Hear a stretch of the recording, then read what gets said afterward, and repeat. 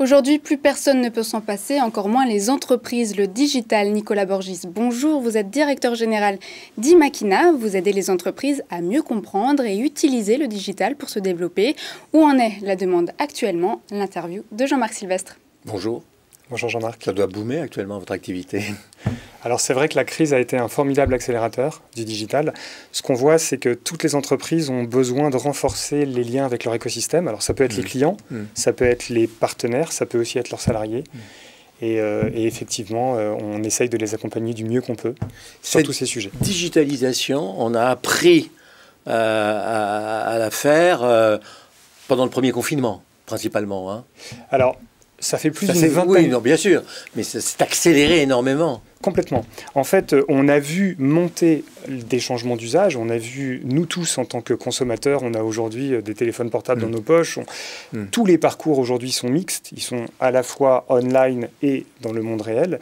Le confinement, en coupant le monde réel, a accéléré la nécessité d'avoir une complémentarité, des moyens de maintenir le contact, encore une fois, avec vos consommateurs. Alors la société Imakina, elle était pionnière dans ce domaine. Hein. Elle a effectivement été créée il y a plus de 20 ans. Elle a été fondée par... Au début, on était en train d'abandonner le Minitel et passer au micro-ordinateur. J'exagère pas beaucoup. Hein, non, exactement. C'est Manuel Diaz qui l'a fondée il y a plus d'une vingtaine d'années. Les usages étaient balbutiants, donc il a été visionnaire de ce point de vue-là.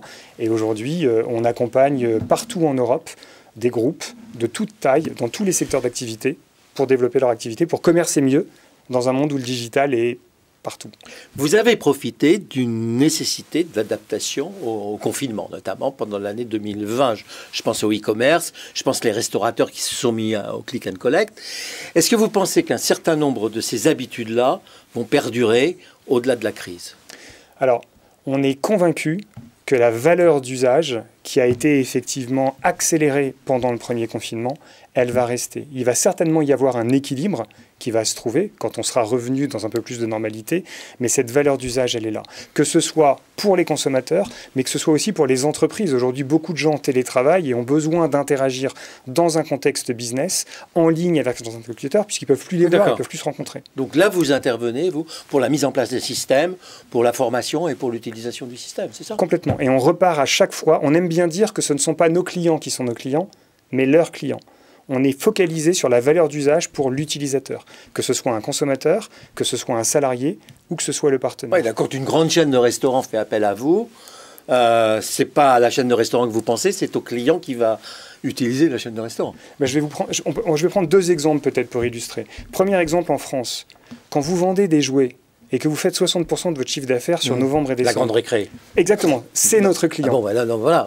On les accompagne. Je suis client de la grande récré. Bon, vous savez que quand un de vos enfants veut un jouet, il veut ce jouet, il ne veut pas celui d'à côté. Ouais. Alors, parfait.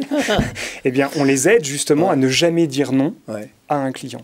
Deuxième exemple, vous allez un petit peu plus loin. Vous quittez l'Europe, vous allez au Moyen-Orient, où les gens étaient habitués à aller dans les malls plusieurs fois par semaine. Les malls ferment pour la première fois. Ils ont fermé ces malls? Ils ont fermé, pour les mêmes raisons. Il n'y a plus la piste de ski, il n'y a plus le... Confinement.